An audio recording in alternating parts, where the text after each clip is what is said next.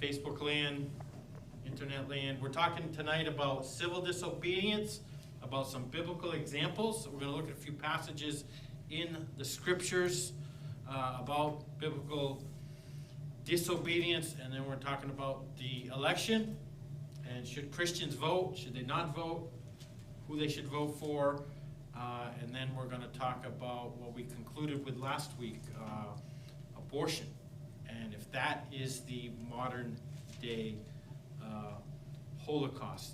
So what are some, I'm going to ask you guys, what do you think are some biblical examples of civil disobedience? Can you think of any? How are you defining civil disobedience? Well, going against the law to do the will of God, I guess. Shadrach, Meshach, Abednego. Yes, there you go. That cost him too, but God saved him. Daniel. Daniel, okay, when he had a night in the lion's den. Anybody else? Paul. Paul? Daniel, Shadrach, Meshach, and Abednego when they didn't eat the king's food. Okay, they didn't eat the king's food. All right, any other examples? So how do you compare that to what we're seeing today with civil disobedience? Huh? Well, It's a little bit different, I think, huh? yeah, because you're talking about going against God and not, you know. Yeah, I'm sick of the camera on lank people there. No bear. What's in order, Tony? We tried. All right, anybody else? What's the difference? I mean, is there a role for civil disobedience in society? Is there or no? I think so, yeah. Okay. Yes, no. Now, I mean, we're having in Philadelphia right now. They're not really. It doesn't. The problem is it doesn't fit the narrative, so we're not seeing it all over the news. Do you think it goes too far? What are some examples of failed civil disobedience? You remember in recent history? Well, maybe not recent history. Think about the abolition of slavery. John Brown tried to have a violent overthrow. Okay. And I don't know if it's a civil disobedience, but when people were blowing up abortion clinics, I mean, that wasn't going after government, Right. but it was going after a civil systemic evil, Okay. but in a way that you shouldn't. Okay. Well, recently, over in Portland, where they're, you know, burning down the police departments, Okay. the town hall and courtyard or courthouse. So is that more civil yeah. Would you classify that more as anarchy or civil disobedience or protesting? I kind of said Sunday that I don't want to take our right away to protest. Maybe like the Me Too movement against Justice Kavanaugh.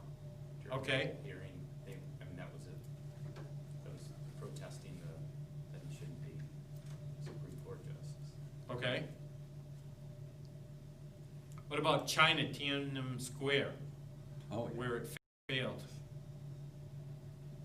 Unfortunately. So there are a lot of examples of that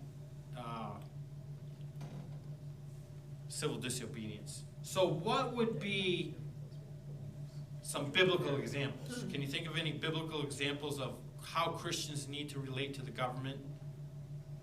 We had a sermon on one a few weeks ago. How do we relate to the government? Render to Caesar what is Caesar's. Okay, that's one. And let every person be subject to the governing authorities. Okay, we need to submit to them. One of them were to pray for our leaders, right? 1 Timothy 2:2. For kings, for all who are in high positions, that we may lead a peaceful and quiet life, godly and dignified in every way. So there is that. We need to be praying for our leaders. And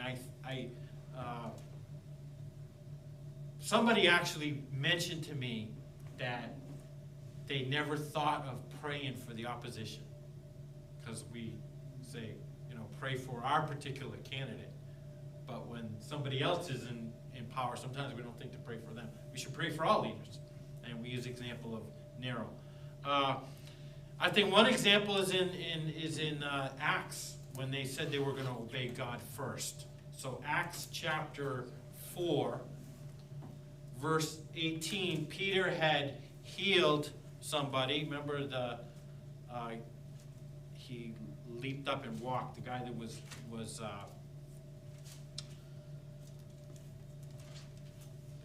lame, and so people started following them, and the religious leaders got upset, and so they called them and charged them not to speak or teach at all in the name of Jesus. Verse 18, and then verse 19 it says, "But Peter answered them, whether it is right in the sight of God to listen to you rather than to God, you must judge." And so here's a definite distinction. He's saying we need to listen to God. And so then he said this, "For we cannot but speak of what we have seen and heard." So we see that they refused not to speak, not to be quiet. They want to be quiet. They ended up getting beaten. And when they were whipped, what did they say? What was their reaction? Do you remember? Did they put out a prayer letter saying, "Woe for us, we've got beaten," and send money? What was their reaction? They counted it as, I don't remember. No, you're right, That it was a exactly. good Counted thing as to joy. suffer. Yes, they counted it as joy that they got to suffer with Christ. They were actually happy about it. Not happy in the way, but because they understood what Christ did for them, they were happy to serve. Who were they standing up? Like the Sadducees? Yes, the religious leaders. So that was the weird, amalgam of religious and civil government, right? Yes. Yeah, they would, when it was convenient for them, they would use the civil authorities, though they despised them. But, so here's a clear example of obeying God rather than men. So, do you think in the next 10 years we may be faced with more instances of having to stand up for our faith? Mhm. Have you, do you remember a time where you were kind of faced with a question of whether you were going to stand up for your faith or not? Nobody? Illegal? Something? So their conviction was they were going to do God's will no matter what. So that would be a result of when it's definitely God's will, there's a time to stand up. And it may be overt, like they were out in the open, we're not speaking in Jesus' name. We can go back to the examples of the midwives. They just didn't do it. They didn't say to Pharaoh, we're not going to do it, because that would have been. And so you come into that difficult time, difficult way of how do you navigate those things when you're living in a regime that is where the Bible is outlawed, where you have a meeting at your house. And so that's something like that. And then we should use the law to benefit us. We should use the law to benefit us. Now there's a passage in Acts 22:24 where Paul was preaching and there was a great crowd. They got all upset. And it says here, the tribune ordered him to be brought into the barracks, saying that he should be examined by flogging to find out why they were shouting against him like this. And so they were very upset with Paul. He was preaching. The Jews got upset, and again, they wanted to take Paul away. But notice what Paul did. But when they had stretched out for the whips, notice what Paul said. Paul said to the centurion who was standing by, "Is it lawful for you to flog a man who is a Roman citizen and uncondemned?" So there was a law. There was a different set of rules for the Roman citizens. You understand? There was a different set of rules. And so when Paul was about to be whipped, he says, I'm a Roman citizen. And then the centurion said, well, I paid a lot of money to become a citizen. And Paul said, I was born a citizen. So he's like, yeah, you guys want to whip me, then okay, go ahead, do it, but you're going to have to pay. And when the centurion heard this, he went to the tribune and said to him, what are we about to do? For this man is a Roman citizen. So you see that Paul used the law for his benefit. He knew the law. He said, I'm not, the Romans could flog him, but they would have to have a charge. So they were just going to, of their own, it'd be like, I guess not a good example today, but that's like the police just decide to beat somebody that's not charged. Do they have a right to do that in our country? So then notice what happened. So those who were about to examine him withdrew from him immediately. And the tribune also was afraid, for he realized that Paul was a Roman citizen and that he had bound him. So here he was, again, using the law to his advantage. And then after that, but on the next day, desiring to know the real reason why he was being accused by the Jews, he unbound him and commanded the chief priests and all the council to meet, and he brought Paul down and set him before them. So he used this occasion to preach the gospel. Instead of being beaten, he got to preach the gospel, but he used the law for his benefits. For his benefit. So is it important, the laws we have in our land? Are they important? Mm-hmm. Yeah. Does it matter? Yeah. Does it matter that we have good laws? Yes. So should we be involved in seeing that those laws are voted on or kept or enforced? And so we see there is a case to be made that it's good to have good laws because they could be for the benefit of all of us. And Paul used this law to his advantage. And so there are times we can appeal to the law. Now, what about Jesus? There's an incident with Jesus where he went to Peter and they had to pay a tax.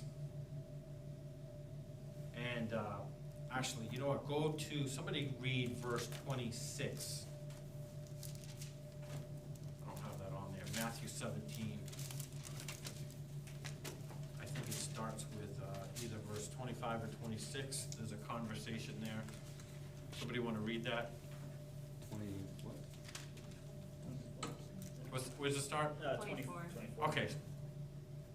Go ahead. When they came to Capernaum, the collectors of the half-shekel tax went up to Peter and said, "Does your teacher not pay the tax?" He said, "Yes." And when he came into the house, Jesus spoke to him first, saying, "What do you think, Simon? From whom do kings of the earth take toll or tax? From their sons or from others?" And when he said, "From others," Jesus said to him, "Then the sons are free. However, not to give offense to them, go to the sea and cast the hook and take the first fish that comes up. And when you open its mouth, you'll find a shekel. Take that and give it to them, for me and for yourself." Okay. There are some Christian groups that don't want to pay taxes.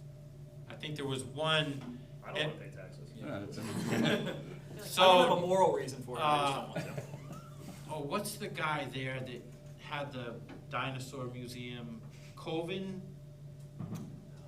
He had tapes about creation, but he actually went to jail for like 3 years because he wouldn't pay his Social Security tax and a bunch of taxes. So, what was the attitude Jesus had? What was his position on this? pay what was due. Pay what was due. What was the reason, though?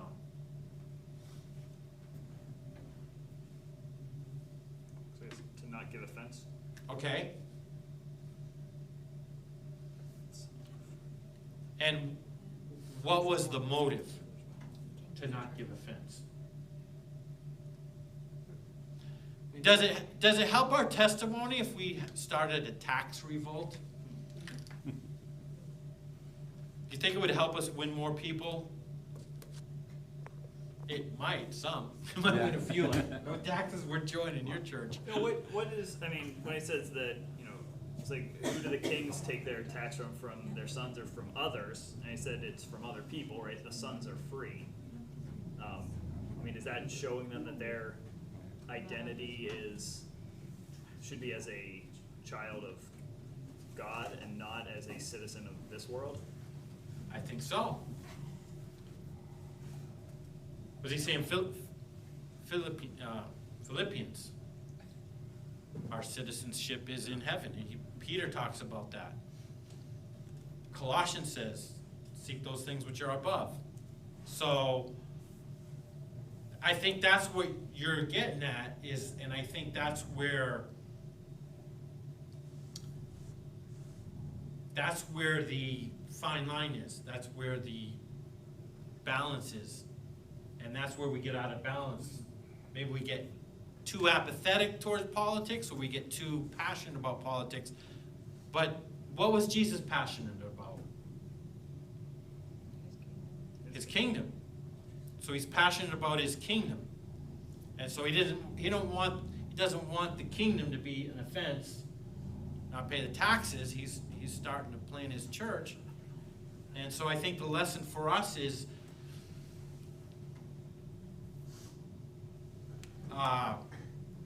you know what?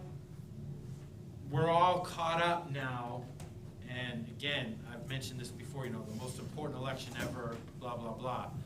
I did put an article, I don't know if you saw that on my Facebook page, that somebody wrote an article that things are getting better, and it doesn't matter if Trump or Biden are elected.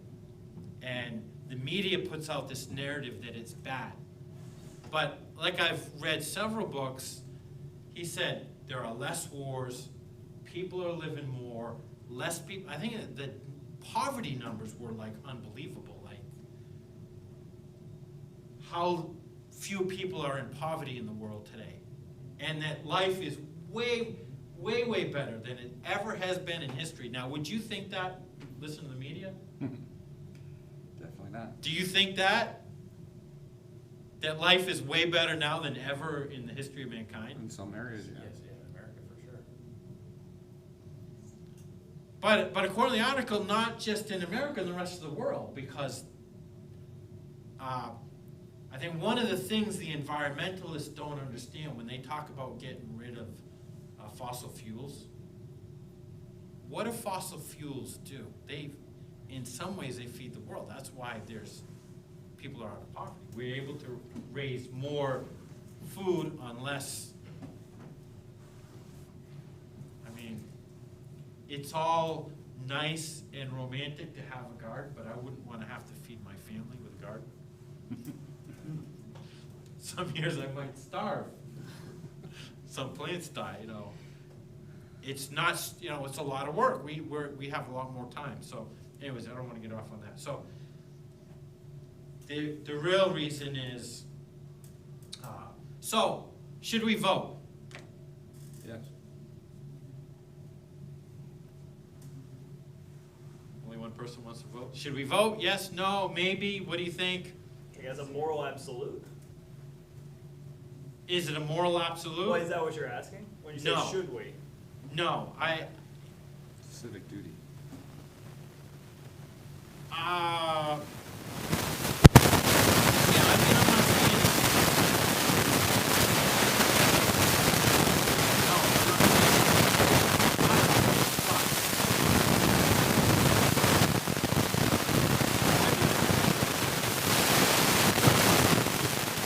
it's not like, you know,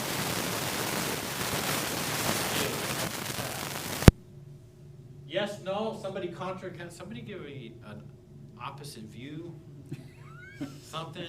Yes, we should vote, Okay, because if nobody votes, then who is gonna be it?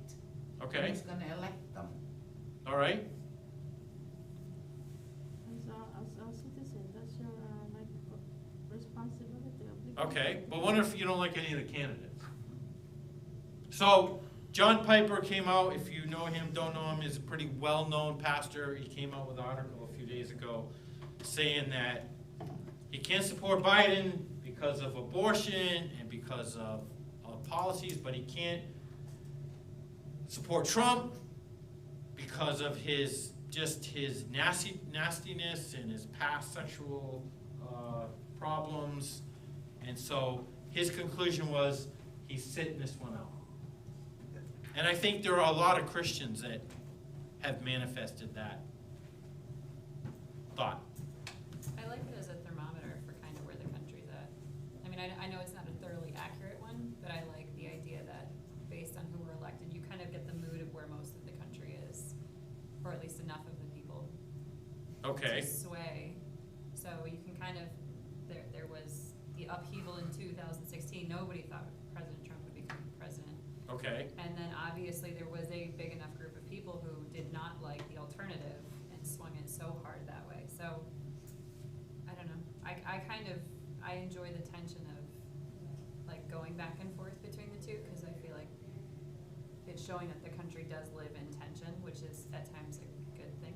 Okay. So if you look back at Esther, and you think about Artaxerxes and Nehemiah, and Artaxerxes was the one who actually allowed Nehemiah to go back and build the wall, and Jerusalem. So it was who was sitting next to him at that time. Okay. And, I mean, if you think about who Trump has sitting next to him, I think about Mike Pence, Vice President Pence. Okay. And that he's a Christian, and the influence that he has. So I think that's important to keep that in mind. So it isn't just who is in office, but who is influencing them. Okay. But what do you think of the idea, if you don't like either one of them, just sit out? No, As a Christian. I don't agree with it, because we have the luxury of doing a write-in. Or there's a lot of times there is a third person on that ballot that doesn't get any notice, but they're on the ballot. So there is another choice. And besides, and if you do that, then you're not voting for your local officials either. Okay. Which I think is important. Good point. Can I be completely secular and say we should really just vote for who's gonna best serve you? I mean, that's how our Constitution was designed, for the people, by the people. Okay. And to that extent, it requires you to ask policy questions and put away the personalities and just look solely on what will serve you best. Okay. That's a good one. Let's look at this video real quick. And someone says, I don't like any of the candidates, so I'm not voting. What would you say? Sometimes choices in elections are difficult. In an ideal world, we would always have the chance to vote for a really great person that we agree with in every way. But sometimes we don't have that option. But that doesn't mean we should throw away our ballots, and here are 3 reasons why. Number 1. A vote doesn't always mean I think they're great. It may just mean I think they're better. On social media, we like posts as a way of showing our approval. And in some ways, a vote feels the same. So we may hesitate to vote if it feels like we can't like the candidates or approve of everything they say and do. But voting may be less similar to liking an Instagram post and more like hiring someone for a job. You may not have the ideal candidate, but the job still has to be filled. And looking through the resumes and listening to the applicants, you may conclude that one person would do the job better than the others, even if none of them were exactly what you were looking for. You may even decide to hire the person who will do the least damage. In the same way, our ballot may not always give us choices that we like, but that doesn't mean there aren't ways to choose between imperfect options. And that leads to our second point. Number 2, vote for the best policies. Character always matters. But if the options don't include a person we can enthusiastically support, maybe they represent policies that we can enthusiastically support. Is one candidate working on behalf of the abortion industry while the other works to defend life? Does one candidate defend conscience rights while the other supports suing nuns and churches that live out their faith? Does one candidate want parents involved in their child's education and healthcare decisions while the other wants the state to interfere with parental rights? Every voter must work out which issues matter most. But in a situation where all the candidates are flawed, we may be able to gain clarity about who to vote for based on the policies they endorse. Which leads to the third point. Number 3, vote for the best team. No politician works alone. Most candidates are part of a political party, and all candidates have donors and supporters. Executive offices like mayors, governors, and presidents also appoint cabinet members, judges, ambassadors, and thousands of other positions that affect how government operates. In choosing one candidate over another, it's important to think about the team that each brings along with them. If neither coach is ideal, which direction is the team going? Voting isn't always easy.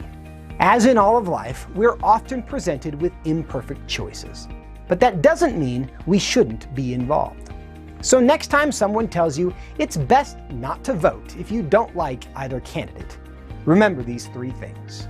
Number 1, a vote doesn't always mean I think they're great. It may just mean I think they're better. And number 2, vote for the best policies. And number 3, vote for the best team. For What Would You Say? I'm Joseph Backholm.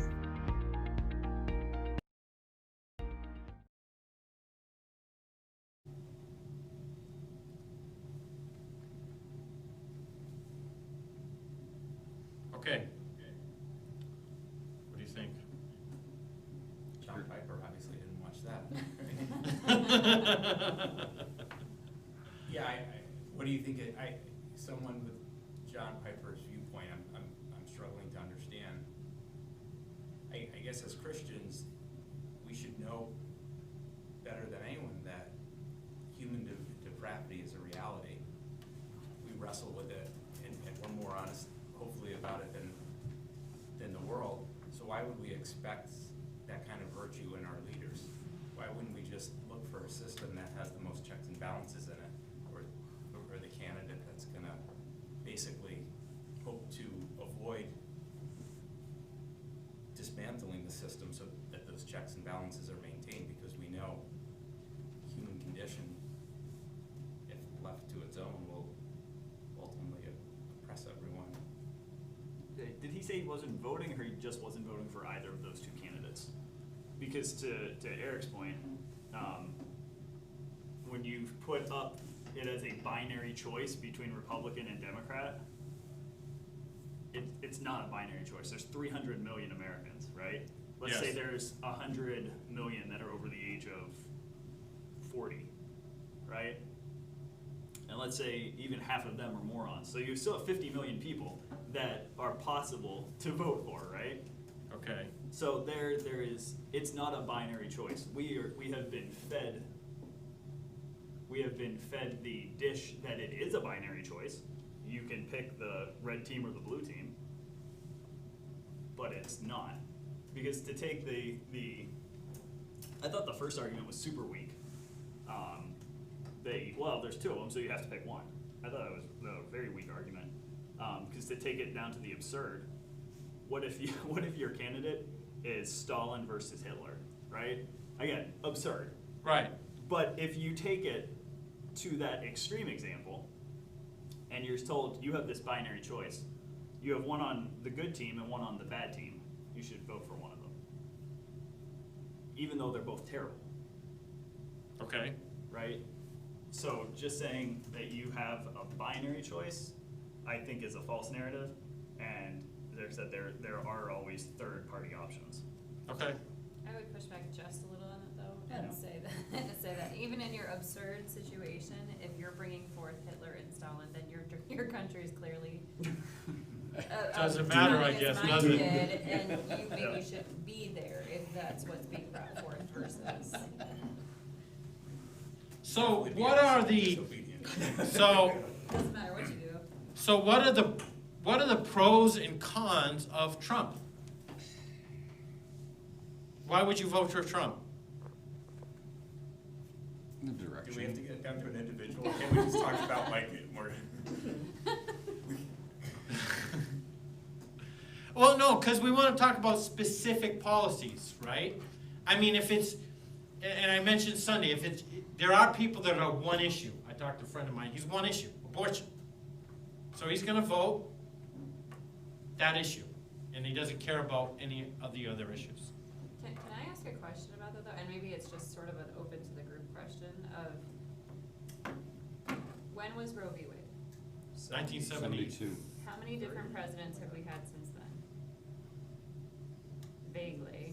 Half dozen. 1, 2, 3. Okay, and how 4, many were 5, 6, Republican? 7. 1, 2, 3, 4. And how many successfully made a very large attempt after their presidency or when they were in presidency or made any indentation Let's try to change it. in Roe v. Wade? Yeah. Yeah, well, I think that, I mean, you go back to the moral majority, and a lot of those justices that Reagan and Bush appointed ended up being liberal. So the argument is, and Trump has appointed 3 conservative justices. We don't know. We don't know exactly how they voted. I think with the abortion issue, it's more keeping it a state's issue.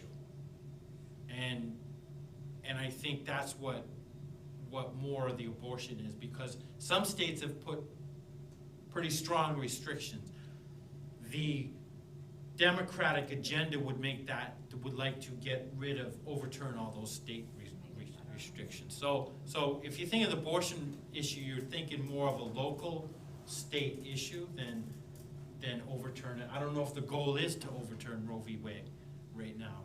Well, it sounds like they have to reconcile to the Constitution. I think at the time when it passed, there was at least 5 of the 4 justices that were there were appointed by Republicans when it passed. So there was at least one of them that passed it or deemed it not in contradiction to the Constitution. Right. I think that, and I've talked to unsaved people that are against abortion because of the science. So I think the more the science progresses and shows, you know, you see these, you didn't have all the technology we had in Roe v. Wade. But it's such a, yeah. Are there any other issues? What are some other issues? Education. Education, I think it's a foundational problem. okay. Which neither party has. What do you think of the educational secretary that we have now? I don't know. She's pretty conservative. Yeah. She hasn't done much though. I mean, you don't hear anything about her. It doesn't seem like, and maybe that's something. Well, you don't hear, if anything good's being done, like you don't hear anything about the peace accord in, Yeah, 3 countries now? I'm still in 3 having to pay- countries I'm still having in to pay for Israel. Christian education, I can't expect property taxes for it, so it's not reaching me. Well, I mean, is Trump for vouchers? Educational choice, yeah. Okay, so education is one. Maybe it's good not doing anything, because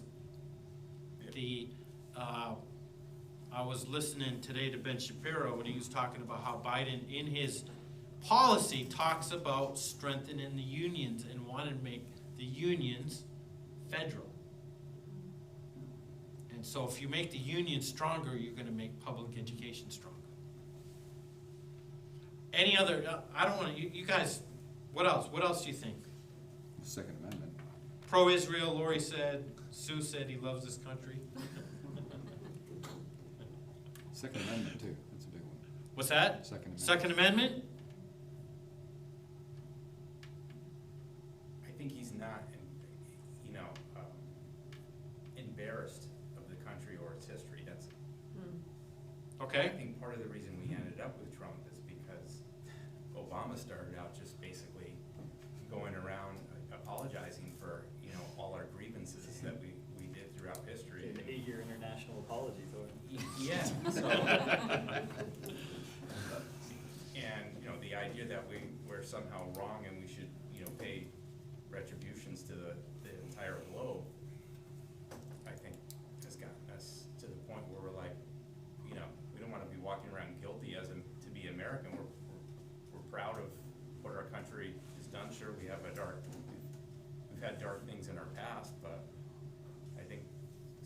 other country.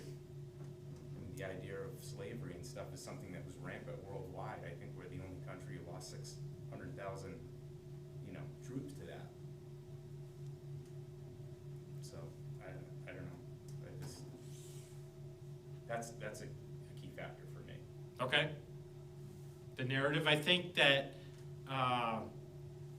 Trump or his administration, he did a presidential order to stop teaching the, what do they call this? 1619. The 1619. And some of the racial stuff they're teaching. So, what about Khan? What don't you like about Trump? He's arrogant. Okay, he's arrogant, He doesn't know when to stop talking. doesn't know when to stop talking. Or tweeting. Or tweeting. Oh, Yeah. Tweeting. I think the fact that he's generally unrepentant Okay, is a problem. okay, That you know. For me, he said it. He was asked, "Have you ever asked God for forgiveness for anything?" And he said, "No." He didn't think he needed to.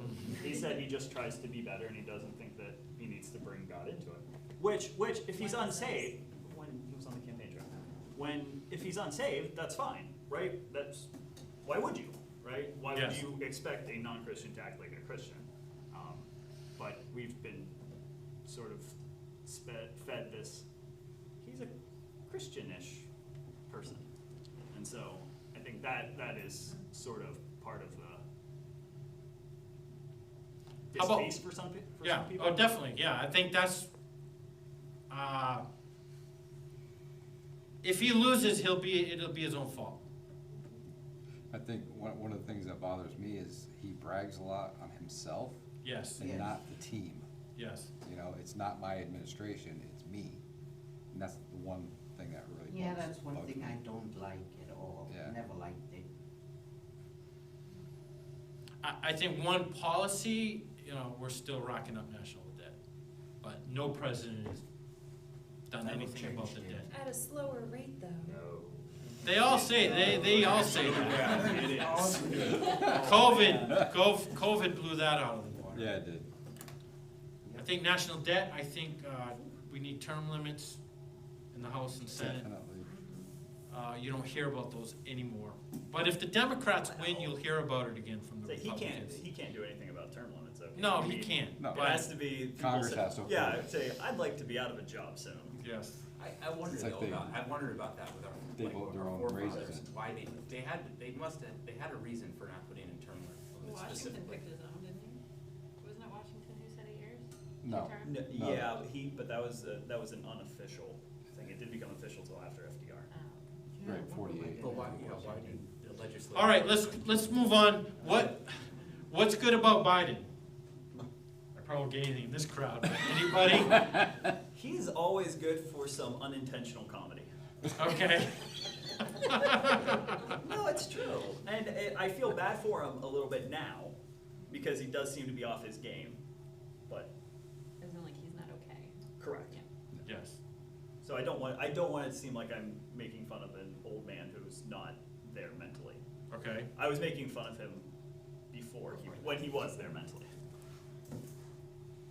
Have you ever thought that maybe he says things because he wants things to come out? And it's not dementia? No. Not when you can't No. remember words to like the No. Constitution. Did you hear today's? We call it Trump What was today's? He said, I'm married to Joe Biden and I'm Kamala's running mate. Huh? He really said that? He actually said I that. don't think he's okay. Huh? I don't think he's okay. I'm concerned. Why should Yeah. Americans vote for him? All right, It's so, not, I'm not, but No. why should you Hmm. vote for him that you see, his capability? Yeah. Yeah, right? I'm nervous for him. is abortion the modern Holocaust? Yes. Okay, why? Yeah. It's worst because those are innocent Lies. life, Okay. helpless. I think you have to define what was about the Holocaust. Like, it was an ideology that was against a particular group of people, and people were hated purely for, I guess, genetics or choice, you know, it was who they were. I don't know if I could say that that children are being murdered because people hate who they are. They haven't had a chance to be anything to hate yet.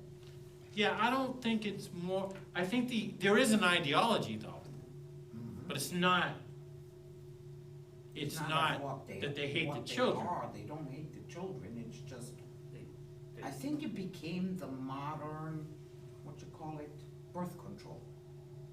Okay.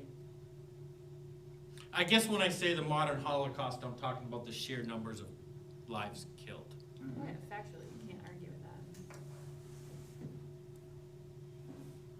Yeah, and it outpaces the COVID deaths right now, 3-1 at this point. So should it be illegal? As a Christian, say morally, yes. Right, but should it be illegal as a country? Should we overturn Roe versus Wade? Should not. That's a tricky question. Okay, why? Well, if there ever comes a situation where either the mother's life is in danger or the baby's life is in danger, how can you, as a person, make the choice which one should stay alive and which one should die? Well, Actually, you have an abortion and you make the choice. I mean, Never mind. how did they handle that before? I mean, that you'd have to search that out. Because I'm sure that wasn't always, I'm sure that there is a provision for that. Anybody else? The abortion's been going on forever, right? I mean, the Greeks and Romans were in some ways even grosser, where they would, you know, take the child that was already alive and just put it out into the elements, you know, exposing it. Right. Yeah, so I guess the question is, how do you best curtail abortions, right? Because I can't imagine there's too many people who are just like radical pro-abortion because we like to kill babies, right? I think it's people who feel scared and feel like they don't have a choice. And so to put in things to be able to limit the number of abortions, whether that be legislation that is direct to it, by making it illegal, or whether it is, I don't know, are there economic ways that can make someone feel more stable, where if they get pregnant, they feel as though they have a choice and can? It's also Keep the child. offered academically as an option, like educationally in the Yeah. health programs, Yes. it's offered as, well, there's also Healthcare. this, and so it's been touted as a viable healthcare Yeah. plan, and the reality is there are alternatives, but I don't know who and how many are pushing education on all options or the benefits of all options. There's plenty of people who cannot have children in this world right now, and so perhaps putting more energy into how to partner families and children that way versus making abortion like the biggest and most obvious option. I think it's like a deeper root issue. I think it's a consequence of something much deeper. Well, I think that's what I was thinking. It is, I mean, when the Supreme Court justice was being nominated, they were talking about, oh, we're going back to back alley abortions tomorrow. Like, people are like freaking out, screaming. Why is there that intensity, that anger? Why is that there? I think it goes back to where they think, like, if you say it's against the law and the Christians are the ones pushing this, then they're gonna say, well, they're trying to impose their beliefs on the non-believers. But yet, that's what happened already, because it was the non-believers who are imposing their will against the rest of the world, or the rest of the US. But- Okay. We could just choose not to have abortions, though. So there is freedom on the opposite end. How much of the abortions are more out of convenience than actual desperate situations? Probably 90%. Yay, nay? Yeah, I think No idea. I think it's the way how we value things in our culture. We value our identity in terms of our accomplishments, and anything that kind of inhibits that becomes, Yes, a violation to our identity. that's a good point. All right, let's watch this real quick. You're in a conversation and someone says, I don't like abortion, but I don't think we should make it illegal. We shouldn't use the federal government to impose our beliefs on others. What would you say? Many people say they don't like abortion, but they don't think it should be illegal. It's important to realize that when they say they don't like abortion, they're not making a moral claim. They're making a preference claim. A preference claim is just about what you like better, as if you were talking about flavors of ice cream or your favorite sport. Moral claims, however, have to do with what is right or wrong. For example, the claim against abortion is that it is wrong. It's a moral claim that abortion is wrong because abortion intentionally kills an innocent human being. So the next time someone says they are personally against abortion but thinks that it should remain legal, remember these three things. Number one, legal decisions should be based on morality, not preferences. Imagine if someone said, well, I don't like slavery, but I don't think it should be illegal. Or, if you don't like spousal abuse, then don't beat your spouse. But there shouldn't be a law against it. Anyone who would say those things would be failing to grasp why slavery and spousal abuse are wrong. They're not wrong because people eventually grew to dislike them. They're wrong because those pressed into slavery and spouses are intrinsically valuable human beings who have a natural right not to be treated as property. Whether anyone personally likes slavery or spousal abuse is completely beside the point and should never be the basis of law. In fact, we would rightly think that anyone who does like slavery or spousal abuse is being morally wrong. We wouldn't think, well, I guess abuse and slavery is right for you, but not for me. Which brings us to the second thing to remember. Laws are designed to limit those things that are wrong. If abortion doesn't intentionally kill an innocent human being, then no one should care about reducing the number of abortions. However, if abortion does intentionally kill an innocent human being, that is all the reason necessary to vote against it. Suppose a political candidate justified racial discrimination by saying that although he is personally opposed to discrimination and hopes to see it reduced, it would be wrong to impose his views on anyone else who disagrees. Any politician who said that would be run out of office, and rightfully so. In fact, any society that merely reduced racial discrimination without taking steps to prevent whites from treating blacks unjustly would be a deeply immoral society. In the same way, if abortion is a moral wrong that victimizes members of society, the law should reflect that. Which brings us to number 3. The government cannot be neutral about abortion.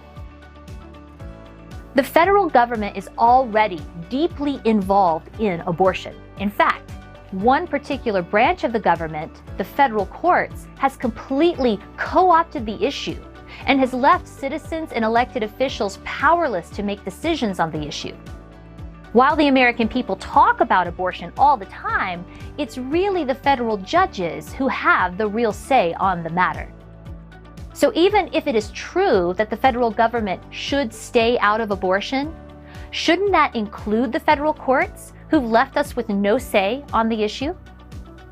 But even more importantly, the law will only either recognize the unborn as valuable human beings and thus protect them, or it will not recognize the unborn as valuable human beings and thus will permit killing them. Currently, the federal courts have taken a public policy position that the unborn do not deserve the same protections as toddlers or teenagers or any other human beings. That is not a neutral position. They've made a moral judgment and have imposed it on the entire nation. So the next time a friend says that he personally opposes abortion but wants it to remain legal, remember these 3 things. Number 1, legal decisions should be based on morality, not preferences. Number 2, laws are designed to limit those things that are wrong. And number 3, the government is not and cannot be neutral about abortion. For What Would You Say? I'm Megan Allman.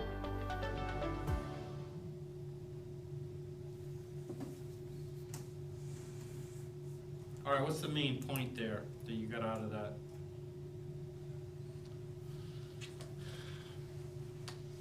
Have you ever heard that? You can't impose your morality on me?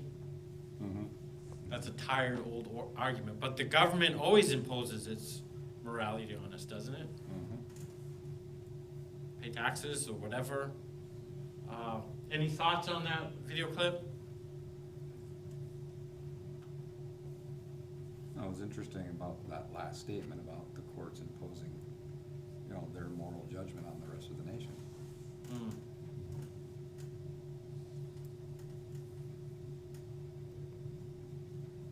Anybody else?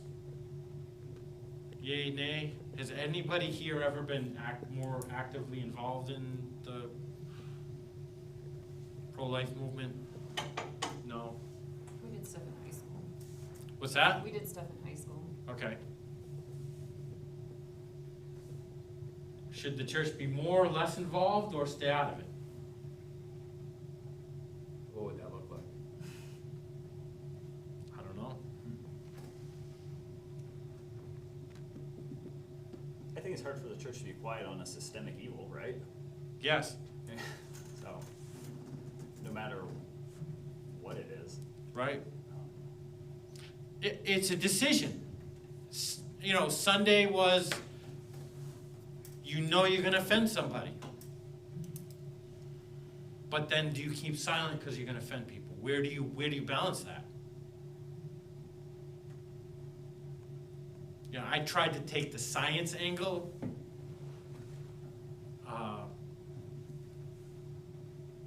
And I think that, I don't know, it's a very, some people you talk to, they don't even want to discuss it because it's been so ingrained. It's almost like we've been brainwashed. It's a product of not understanding who we are. Okay. And who God made us to be. Okay. Fundamentally, that's the issue with all of us. Okay. I think what you said, Mark, too, there's a fundamental issue. I think we could protest all we want. I don't know how much that's going to help. I think maybe if we were more changing people one person at a time. But also, not being ashamed to stand up. I think, there's two different, or there's a couple different ways to argue it, right? So for me, abortion is wrong because it's the taking of a human life, and the human life, that human being is an image bearer of God. Okay. And so you are ending that. And so that's why for me that's wrong. But that's not really an argument that's going to hold much water with a non-Christian, right? Okay. And so you're right, you need to approach them with a different argument, such as like a science-based argument, to try and, you know, get their attention. Yeah. And I think maybe one of the things that you don't do is show the other side. Girl comes in for abortion, all right, they don't show the sonogram, they don't show her, all right, you're in the 8th week, did you know your baby ABCD? They don't try to say, you know, it's almost, how many watched that movie? I forget the name of the lady. It was a movie a couple years ago. She was in Planned Parenthood. Is it that October or something? Yes. No. That was not it. Yes, no. I've seen it where they've gone undercover in the way that they talk about the pregnancy or the problem that has to be dealt with. It's very much like, oh, we'll take care of it. There's no details of this is what we're gonna do. It's just, okay, you have like this thing and we need to remove it. It's not, It's dehumanizing. yeah, it's very dehumanizing. Unplanned. Did anybody see the movie Unplanned? Oh, I think I did. You should watch that. No, it's a recent movie. I think it's on, it was on Amazon.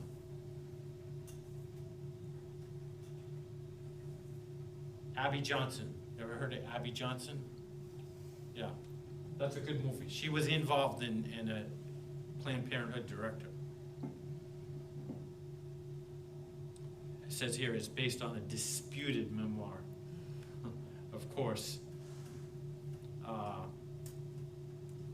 But if you watch that movie, it's interesting, because that's what they do, is basically they were making money, and they kept putting pressure on her. We need more abortions. Because it's a money maker. And I think what really changed her around was one girl came in and she almost died. Was And that did she work for that, doctor in Philly? No, Not that guy? no, not that guy. Okay. No, 'Cause it he's was- in prison, right? Yes. But it was in Houston or somewhere. like super Yeah, and she,